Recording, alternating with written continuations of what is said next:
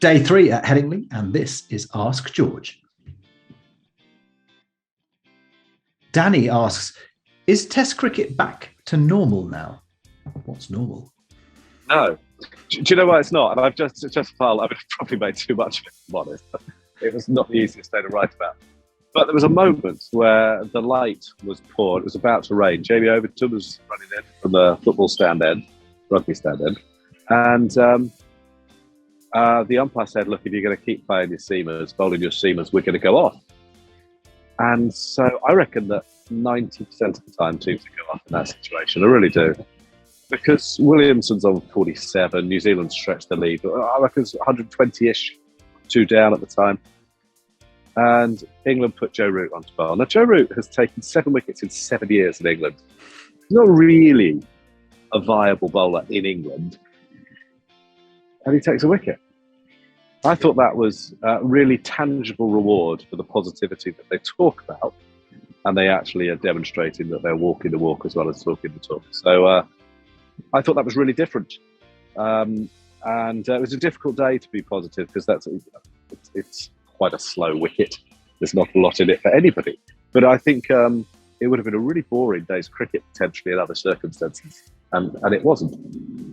In fact, Stokes did a lot right, didn't he, in terms of changing his bowlers around. There was the matchups that he got going for that period after tea where England took 4 for 36. That was a huge change, and it was because of his changes of bowling that everything that he touched seemed to work in that evening session. It did in that session. I mean, I didn't think opening with Jack Leach was a great idea because I think the shine on the ball is so precious. But, fair play. It could have worked and it would have looked brilliant. And you've got to say that sometimes these things do and sometimes they don't. But you're right. Starting with Overton after tea, that decision to have Root continue bowling, when it was dark, bringing Leach onto Henry Nicholls. I think there's some stats about him and the left-arm spin. So all of that was excellent. And they deserved all the reward they got from it. George Woods asks, is this new style of Bazball a sustainable way of playing cricket against teams like Australia and India? Well, I don't know the answer, but we are going to find out. We're going to find out about the India thing really soon. And I'm pretty sure they're going to stick to it, aren't they? So I'm absolutely sure there'll be days they crash and burn. Of course there will. It very almost happened yesterday. They haven't won this game, so there's a long way to go. But I think they're going to stick to it. And I spoke to Moe during the day because he's here from the BBC and was talking about it when he'd watched much of yesterday. He was with his own team crashing and burning yesterday, of course, wasn't he, with Worcester?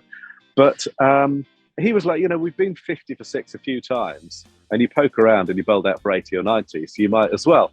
I mean, I guess the point I would make is don't get to 50 for 6. Maybe if your top order is a wee bit more positive. I do still think there's a bit of reinventing the wheel going on. Is McCullum just a New Zealand Bayliss? Instead of scented candles and whale noise, is it more about motorbikes and surfing? Yeah, maybe. Maybe there's a bit of truth in that. But it seems, again, so churlish to care that it's so much fun. Honestly, I think this day would have been a real dog of a day played by other teams because I do think it's a very sluggish thing. It wasn't as exciting as yesterday, but it was still pretty gripping stuff. And maybe the fact that it's entertaining is more important. I mean, they've got to be competitive. You would think that trying to take on Hazelwood and Cummins, Bumrah is going to be a lot more difficult, particularly in overseas conditions. One thing that I think quite funny is Brendan McCullum seems to be suggesting that he doesn't want to talk to the media that much when England are winning, so we've hardly spoken to him at this stage, which suggests that he'll talk to us when they lose, which I reckon means he's going to be talking a whole hell of a lot in Pakistan.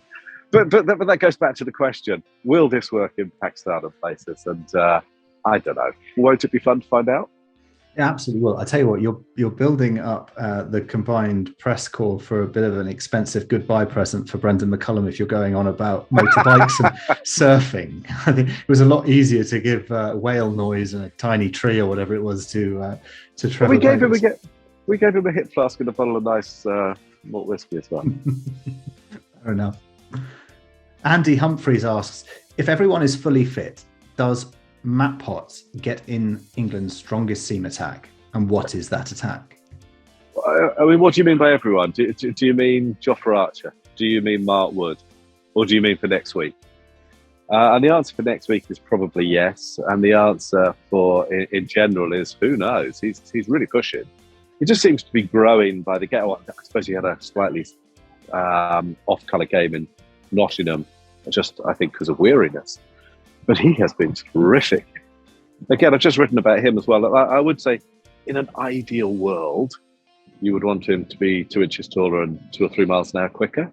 And then I think you've probably got Tim Bresnan in about 2010. But he's got quite a lot going for him, hasn't he? He an immaculate line of play. I mean, just hardly wasted a ball in this match. Moves it just enough to keep people honest. Changes his position on the crease fast enough. Fast, but fast enough. There's a lot to like about Potts. So, is he? Look, is he? Does he get in if Jofra is fit, for example? Maybe not.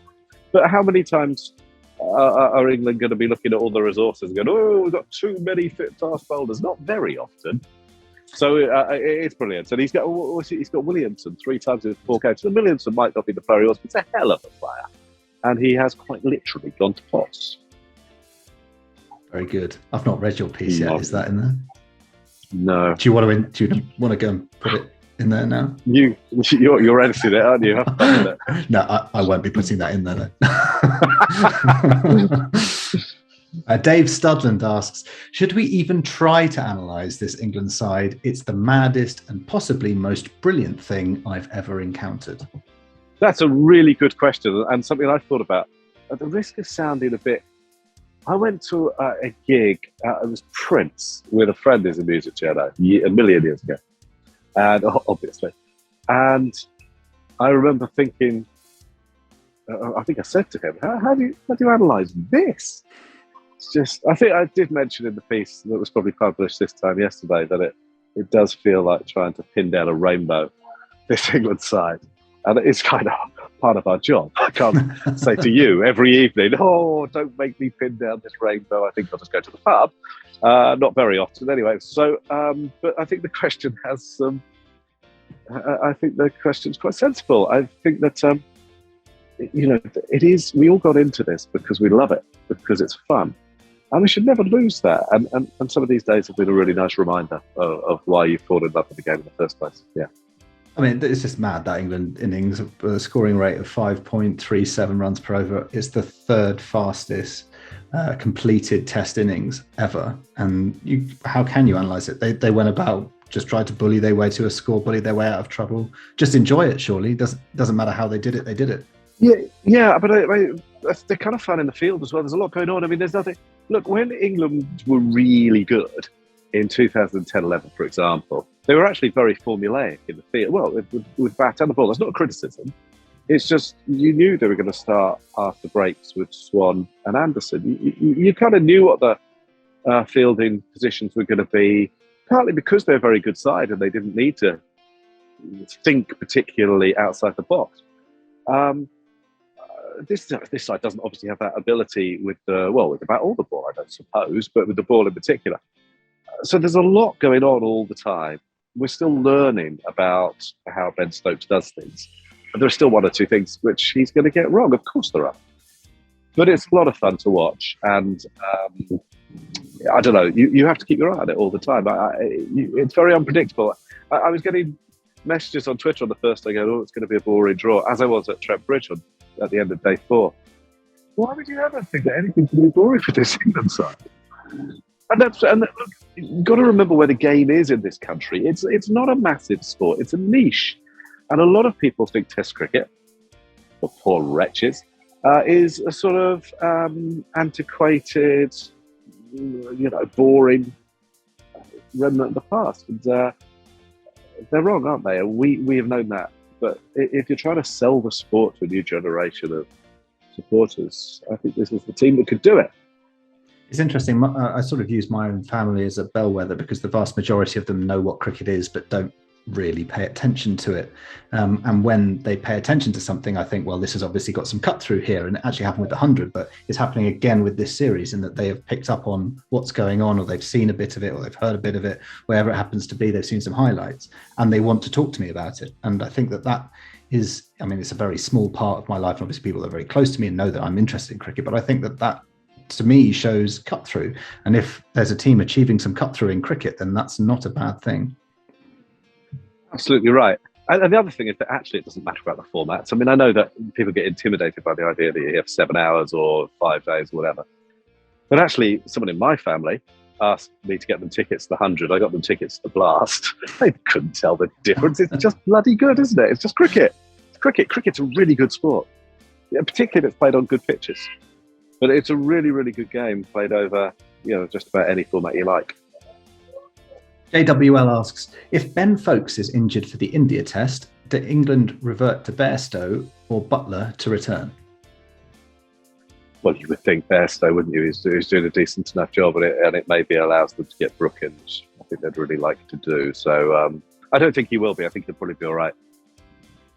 Do you think we might now have seen the end of Joss's Red Bull international career? I mean, you could look at the data of what he's achieved since he was last dropped and interpret it any way, but I would interpret it as he has done utterly fantastically. He is a great white ball player, probably England's greatest ever, possibly the best white ball player in the world right now. Why compromise it? We really, really tried the test thing with him, and I don't think it worked. So I would allow him to be free and wonderful and everything that he is as a white ball cricketer. I would also make him captain of the white ball side, and I'll do it today. So he's got plenty on his plate. Interesting additional thing. Is Johnny Bairstow in danger of becoming the best all-format batsman on the planet at the moment? Is he the best all-format batter England have ever had? We wouldn't have asked that question 6 months ago, would we? No. But I mean, there aren't that many in the category, are there? It's KP and Joe Root and him, isn't it? David Gowan, no doubt, would have been wonderful. Graham Gooch would have been fantastic T20 players, but they didn't get a chance. But, Joe doesn't play a lot of T20 cricket, although he was very, very good at it. I mean, but for a miracle in the last over, he's player of the match in the World 2016 T20 World Cup, isn't it? So, but Johnny Bairstow is definitely part of that conversation. And it's lovely to see. And, by the way, you're seeing the result of him feeling valued, nurtured, and backed. He was batting fantastically well before they messed him around, which was partly, of course, to accommodate Jos Buttler. That's not a criticism of Jos Buttler, but Ed Smith moved a lot of people to around, including Moen and dozens of people. You know who they are. And to fulfill his love for Jos Buttler. And it didn't really work out. What you're seeing now is Johnny Bairstow, who's always been the sort of player, I think everyone is, who needs a bit of an arm around the shoulder, needs to feel valued and nurtured, and you're seeing the benefit of that. He looks fantastic. One final observation before we round up. I saw pictures of Azeem Rafiq at Headingley today. Did you have the chance to speak to Azeem, and what do you make of the general situation? Obviously, we've published a story today which takes it even further on from where it was before. But give us your sort of your latest on the Yorkshire ECB situation. Well, yes, I was lucky enough to spend quite a lot of time with Azeem. We've become good friends. And he was a wee bit nervous. It's the first time he's been back to the ground at all in any capacity. So he was nervous, but generally he was welcomed. I'll tell you actually what happened. He came out on the balcony, invited by the chair, and the first person he bumped into booed in his face. Anyway, I think that the game owes Azeem a massive debt. Because I know how much trouble there is going on behind the scenes. And fortunately, another whistleblower has come forward and given us a story, which is lovely of them to trust us, which is basically they have reported their concerns. And it's a big deal for people to come forward bare their soul and talk about the times that they were racially abused. And the ECB have gone, nah, can't do anything about it. Sorry, not our jurisdiction. And there may be some legal niceties around that jurisdiction, but the point of institutional racism is that the rules, systems, structures are designed to protect people in power. And that's what we're seeing with the ECB. We've seen it across society probably, but I only really know about cricket. And what we're seeing is the ECB saying, no, we can't look into that even, because the TCCB, which is what the ECB were called effectively until 1997, that isn't on our jurisdiction. And equally, they say they've got no jurisdiction to charge former administrators. What a ridiculous situation it is that administrators have been able to write regulations where they can do anything they like, apparently, and there's no charge comes it. So very, very grateful for people coming forward. The information, we have the names of the people who are accused, interesting names, have been passed to the correct authorities. Very, very grateful to have some political support. Very, very necessary. You know, sometimes felt, when was it? It was 5 years. It's 5 years since Azim and Abdul Rashid first went to Yorkshire and expressed their concerns. 5 years. And we're still really waiting for the game to do anything. And it's been a combination of sort of media, political, and the bravery of the whistleblowers that's made any difference. So, yeah, I don't know. When a guy, old wizened up prune of a man that he was, boos in Azim's face, I don't know. I wonder what he contributed to the sport. We talk as well about the fact that we've not named the individuals and why we feel that it's right that not to name them. I know we've had people commenting, saying that it doesn't have the same effect as if we did name the individuals. And I guess technically that's true. It doesn't have the same effect. But why have we made the decisions that we have in what we've published? Well, it's a decision that has been we've done consistently, actually. Even before I joined the cricket, when I was at Cricket Info, I didn't name people. And there were several reasons. One was because I didn't want to witch hunt on individuals who haven't been found guilty. Bear in mind, when we did name them, they had been charged. There's a difference there. And it's not about individuals. So if I'd named the person in that the piece that had got a lot of traction about using the P word and it being dismissed as banter, I think the person who did it, and they outed themselves to be fair, would have been the focus of attention. And as it was, the whole of Yorkshire cricket gained the attention, and I think that's what's required. So I think it's the same thing now. So, you know, the two people who we're talking about now, who haven't been charged by the ECB because supposedly it's out of their jurisdiction, that's sort of by the by, really. The point is the system's not working. The point is we've encouraged whistleblowers to come forward, and then we say, no, I can't do anything about that. Sorry, there's a bit of a legal technicality. So we've got to sort that out. And it just seems that, as I say, the administrators are able to get away with things. We've got to remember it's about systems and structures, not individuals. That's the crucial thing, isn't it? And that would be my proper answer to your question.